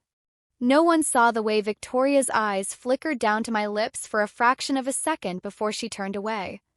No one knew that just 2 hours prior, that exact same authoritative voice had been a soft, breathless whisper against my neck while she pinned me to the mattress. The secret was exhilarating. Felt like we were pulling off the greatest heist in the world, right under everyone's noses. But the problem with secrets is that the heavier they get, the harder they are to carry. The fracture happened 2 weeks later on a miserable torrential Tuesday morning. I had overslept. We had stayed up entirely too late the night before, completely lost in each other, and my alarm had miraculously failed to go off. I shot out of bed at 7:45 a.m. in an absolute panic. My bus had left 20 minutes ago. My first class was in 15 minutes. Victoria was already fully dressed in a stunning cream-colored trench coat, sipping her espresso at the kitchen island. "I'm going to be late," I groaned, frantically hopping on one foot to pull my sneakers on. "The next bus isn't for 40 minutes. I'm going to miss the entire seminar." Victoria set her cup down. "Grab your bag. I'm driving you." I froze. "Victoria," we agreed. "We don't arrive together. It's too risky. It's pouring rain, Harper, and you look like a drowned rat before you've even stepped outside," she said with that uncompromising tone that left absolutely no room for debate. She grabbed her keys. "I will drop you off 2 blocks away from the architecture building. No one will see. Now move." The drive was tense. The rain lashed violently against the windshield of the Porsche, creating a heavy, insulated bubble around us. Victoria drove with one hand on the steering wheel, her other hand resting firmly on my thigh. It was a possessive, grounding touch that I desperately needed to calm my racing nerves. As we approached the campus, the streets were chaotic with students running for cover under umbrellas. Victoria smoothly pulled the car into a narrow, relatively empty alleyway just behind a popular off-campus coffee shop, exactly 2 blocks from my building. "You have 4 minutes," Victoria said, shifting the car into park. She turned to me, the professional mask already sliding perfectly into place. But before I could open the door, her hand slid from my thigh to the back of my neck, pulling me across the center console. She kissed me hard, a lingering, intoxicating brand that completely scrambled my brain. "Do not fail your seminar," she murmured against my lips. "Yes, Professor," I breathed back, a stupid grin spreading across my face. I grabbed my bag, pushed the door open, and stepped out into the freezing rain. Victoria didn't linger. The engine roared, and the sleek black car disappeared down the alleyway in seconds. I turned around, pulling the hood of my jacket up, and practically sprinted toward the corner to get to the main street. I rounded the brick wall of the coffee shop, head down against the wind, and ran directly into a solid figure. "Whoa! Watch it, Harper." My heart plummeted straight into my stomach. Standing right in front of me, holding 2 steaming cups of coffee and an umbrella, was Chloe. She was staring at me, and then her eyes slowly drifted to the empty alleyway where the Porsche had just vanished. "Hey, Chloe," I stammered, my voice cracking entirely. "What are you doing here?" "You don't have class until 10. Chloe didn't answer. Her eyes were wide, blinking rapidly as she looked from the alleyway back to me and then, horrifyingly, down at the jacket I was wearing. I looked down. In my blind panic this morning, I hadn't grabbed my own jacket. I had grabbed Victoria's spare black windbreaker from the hall closet.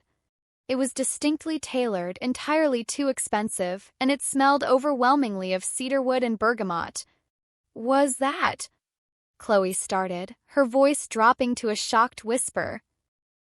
"Harper, was that Professor Sterling's car?" "No," I lied instantly, the panic rising in my throat like bile. "No, of course not. It was an Uber. A very nice Uber." "An Uber," Chloe repeated flatly. "A jet-black Porsche Panamera Uber. With custom plates." She stepped closer, her eyes narrowing as she took in my flushed face, my swollen lips, and the oversized designer jacket. She leaned in slightly, taking a breath. Her eyes went round as saucers. "You smell exactly like her." "Chloe, stop, you're being crazy." "Harper." Chloe hissed, grabbing my arm and pulling me under the awning of the coffee shop, out of the rain and away from the foot traffic. Her face was a mixture of absolute horror and profound betrayal. "You've been disappearing immediately after classes. You knew the answer to the most advanced structural integrity question 3 weeks ago. You're wearing a jacket that costs more than my tuition. And I just watched you get out of her car." I was cornered. There was no way out. The meticulously constructed wall we had built around our secret was actively collapsing on top of me. "Please, Chloe, lower your voice," I begged, looking around frantically to ensure no one else was listening. "Are you sleeping with her?" Chloe demanded, her voice shaking. "Harper, are you insane? She's tenured. She's our professor. If the dean finds out, you'll be expelled and she'll be fired. How could you be so stupid?" "I'm not just sleeping with her," I snapped, the pressure of carrying the lie finally making me explode. The words ripped out of my throat before I could stop them. Chloe froze. The anger melted off her face, replaced by pure, unadulterated confusion. What do you mean, not just?" I squeezed my eyes shut, a heavy, defeated sigh escaping my lips. I opened them and looked at my best friend. "I'm married to her." The silence under the awning was deafening. The sound of the pouring rain faded into the background. Chloe stared at me, completely paralyzed, the 2 coffee cups in her hands trembling slightly. "You're what?" she whispered. "It was an arranged marriage. To save my family's business," I explained rapidly, the words tumbling out in a desperate rush. "It was supposed to be strictly business. A fake relationship on paper. But things changed. And now I'm completely in love with her, Chloe. Please. You can't tell anyone. If this gets out, it ruins everything." Chloe slumped against the brick wall, staring at the pavement like she was trying to process a different language. She stood there for a full minute before slowly lifting her eyes to meet mine. "An arranged marriage to the Ice Queen," she muttered, shaking her head in sheer disbelief. "You're actually insane." "I know," I breathed, tears of stress pricking the corners of my eyes. "I know. But you have to swear to me you won't say a word." Chloe looked at me, her expression hardening into something protective and deeply serious. She stepped forward and grabbed my shoulders. "I won't say a word, Harper. I swear on my life. But you have a massive problem and it's not me." My blood ran cold. "What do you mean?" "Elise," Chloe whispered, looking around nervously. "I was in the administration office yesterday dropping off some paperwork. Elise was in there. She was asking the clerk if they had updated Professor Sterling's emergency contact forms. She's been digging into public records, Harper. She knows Victoria got married, and she's actively trying to figure out who it is." A violent chill swept through my entire body, completely unrelated to the cold rain. Elise, the wealthy, relentless graduate student who had been trying to get Victoria's attention all semester. If Elise found out I was the one who had married the woman she was obsessed with, she wouldn't just expose the secret. She would burn our entire world to the ground. End of Part 7. Part 8, The Architecture of Us. The rest of the day was an absolute blur of pure, unadulterated panic. I sat through my remaining classes staring blankly at the whiteboard, my leg bouncing uncontrollably under the desk. Chloe's words echoed in my head like a death knell. Elise is actively trying to figure out who it is. If Elise exposed us, the fallout wouldn't just be a scandal, it would be an absolute massacre. Victoria would lose her tenure, her reputation, and likely her position within the Sterling Empire. My family would be dragged back into the crushing debt we had barely escaped. Everything we had built, every stolen moment, every whispered confession in the dark would be incinerated. By the time 5 p.m. rolled around, I couldn't wait any longer. I practically ran through the rain-slicked courtyard to the faculty wing. I didn't care who saw me. I bypassed the receptionist, walked straight down the mahogany-paneled hallway, and slipped into Victoria's private office, locking the heavy door behind me with a loud, definitive click. Victoria looked up from her computer, her brow furrowing in immediate concern at the sight of me. I was soaking wet, trembling, and completely pale. "Harper? What's wrong?" she asked, instantly abandoning her pristine posture. She stood up, walking around the massive glass desk. "She knows," I gasped out, my chest heaving as I leaned against the door. "Victoria, Elise knows you're married and she's digging. Chloe saw me getting out of your car this morning. I had to tell her the truth to keep her quiet, but Chloe said Elise has been going through public records. She's going to find out it's me." Victoria stopped in her tracks. The soft, concerned wife vanished in a microsecond, replaced instantly by the ruthless, calculating ice queen. Her hazel eyes darkened into something utterly lethal. "Breathe, Harper," Victoria commanded, her voice dropping to a dangerously calm register. She closed the distance between us, placing her hands firmly on my shaking shoulders. "Chloe will remain silent?" "Yes," Chloe swore on her life. "But Elise—" "Forget about Elise," Victoria interrupted smoothly, her thumbs rubbing soothing circles against my collarbones. "I will handle Ms. Elise. You are not to engage with her. You are not to speak to her. If she approaches you, you walk away. Do you understand me? How are you going to handle her?" I whispered, terrified by the absolute coldness in her eyes. "She's wealthy, Victoria. Her family has influence. If she goes to the dean—" "My family owns the building the dean sits in," Victoria replied softly, a chilling, aristocratic arrogance lacing her words. She leaned down and pressed a firm, lingering kiss to my forehead. "Go home. Take a hot shower. Wait for me." I wanted to argue, but the sheer authority radiating from her left no room for debate. I nodded, slipping back out into the hallway like a ghost. But I should have known Elise wouldn't wait for Victoria to come to her. Elise was a predator, and she had smelled blood. Confrontation happened the very next afternoon. I was working late in the advanced design studio. The room was empty, the late afternoon sun casting long, orange shadows across the drafting tables. I was deeply focused on redesigning the load-bearing pillars Victoria had failed me on when the heavy double doors of the studio swung shut. The lock clicked. I whipped my head around. Elise was standing by the doors, leaning against the wood with a sickeningly triumphant smirk on her face. She was holding a manila folder. "You know, Harper," Elise purred, slowly walking down the aisle toward my drafting table. "I always wondered why Professor Sterling gave you so much attention. You're mediocre. You wear flannel. You're practically a charity case."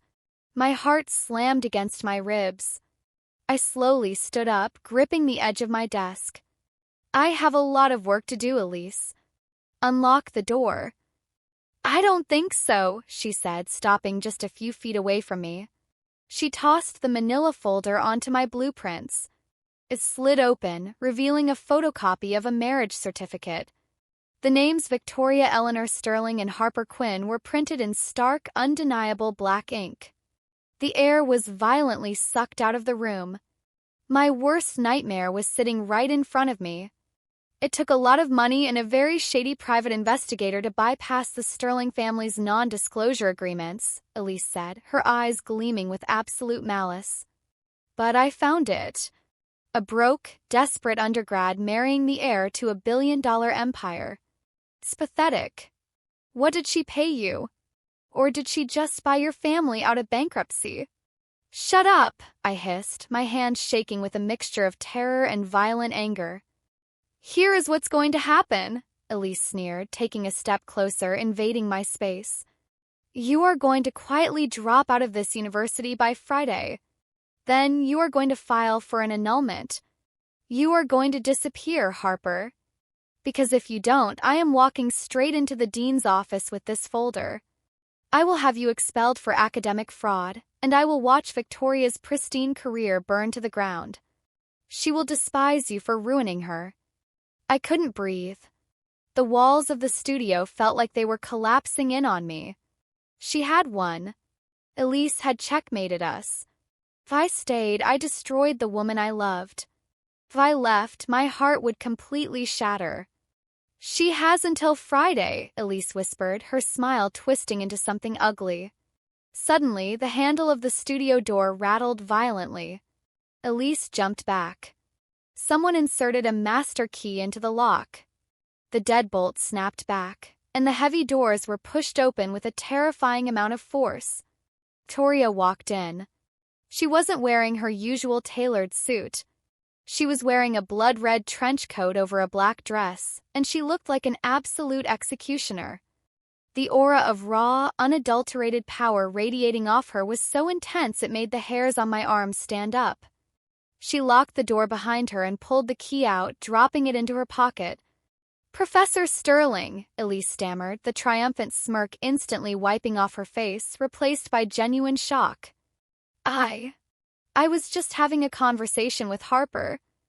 Victoria didn't even look at Elise initially. Her blazing hazel eyes locked onto me, quickly scanning my face to ensure I was unharmed. Once she saw I was just terrified, her gaze slowly, lethally shifted to Elise. "You are standing entirely too close to my wife," Victoria said. Her voice didn't echo. It was a deadly, quiet whisper that carried the weight of a physical blow. Elise flinched, physically stepping back. But she tried to rally, gesturing frantically to the folder on the desk. "I know everything. I know about the arrangement. She's using you, Professor. And if you don't expel her, I'll go to the board." Victoria walked down the aisle with agonizing slowness. She stopped right beside me, her presence instantly wrapping around me like a protective shield. She didn't look at the folder. She didn't look panicked. She looked utterly, profoundly bored. "Ms. Elise," Victoria began, her voice smooth and dripping with aristocratic disdain. "I tolerate arrogance in my classroom when it is backed by actual brilliance. You, unfortunately, possess only the former."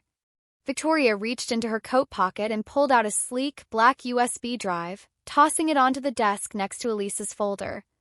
"I have spent the last 24 hours doing some digging of my own," Victoria continued, her eyes pinning Elise to the floor.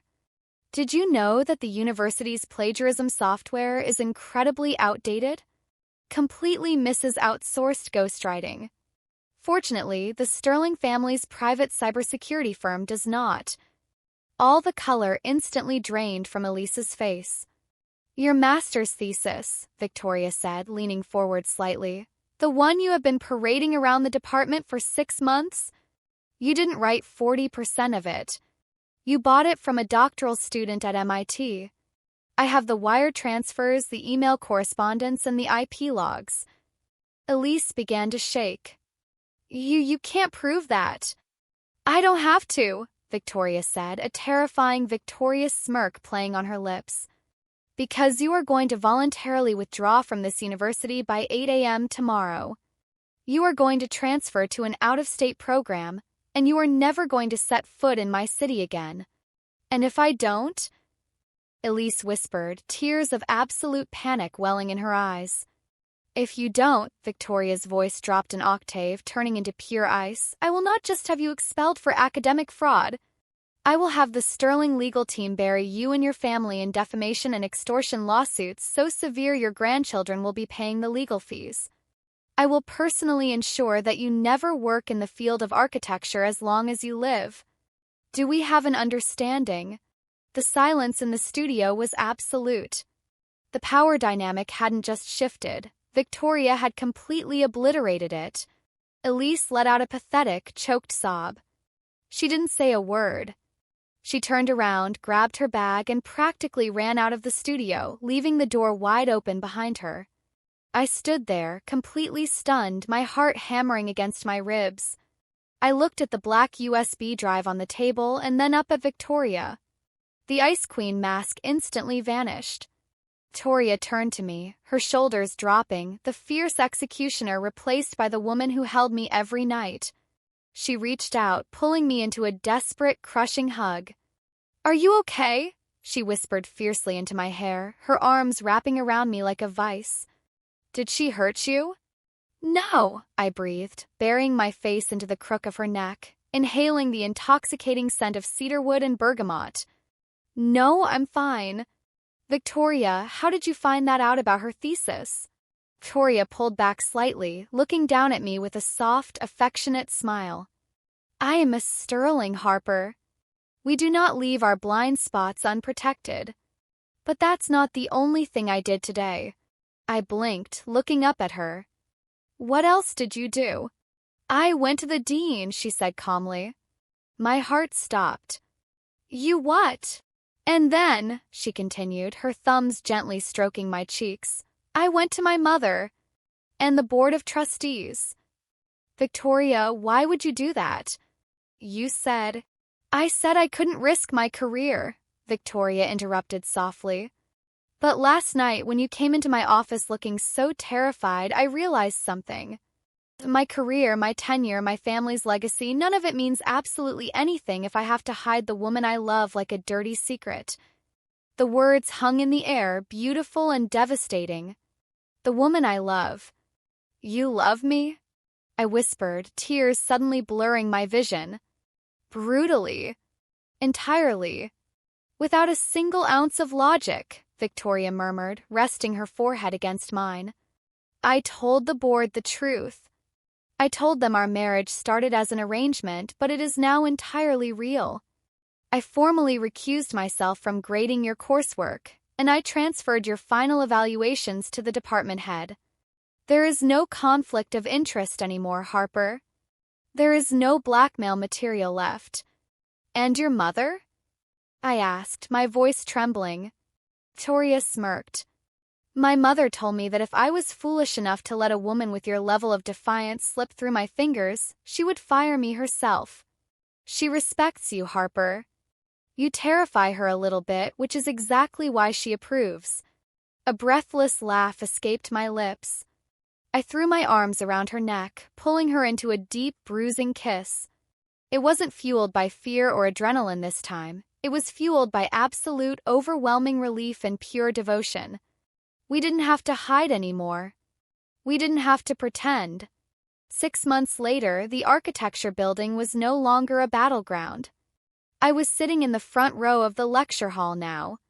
I still wore my oversized flannels, but my sketches were submitted 3 days early, and my grades were flawless. The heavy oak doors opened. Professor Victoria Sterling walked in, commanding the room with the exact same terrifying authority she always possessed. The students instantly went dead silent. She walked to the center of the stage, her sharp hazel eyes scanning the room until they landed on me. She didn't look away. She didn't hide it. A slow, devastatingly beautiful smile spread across her face, completely transforming the Ice Queen into the woman who kissed me awake every single morning in our massive, shared bed. Good morning, class, Victoria said, her eyes still locked onto mine, a gold wedding band catching the light under the projector. Let's discuss the absolute necessity of building a foundation that cannot be broken. I smiled back, leaning into my chair. Contract had brought us together, but the love we built in the shadows was the masterpiece that would last forever. End of story. And just like that, we've reached the end of an impossible arrangement, impenetrable walls, and secrets hidden in university hallways. This epic finale of our story represents much more than a simple happily ever after. Let's take a closer look at the emotional dynamics and character developments underlying Victoria and Harper's stormy journey. First of all, the most striking aspect of this story was undoubtedly the attraction of opposites and the evolution of that sharp power dynamic between them. In the beginning, Victoria Sterling was a flawless ice queen who microscopically controlled every second of her life, trapped her emotions behind her professionalism, and wore her authority like armor. Harper, on the other hand, was the chaos, the uncertainty, and the constant survival struggle within that perfect symmetry. But as the chapters progressed, we saw how Victoria's flawless order actually isolated her.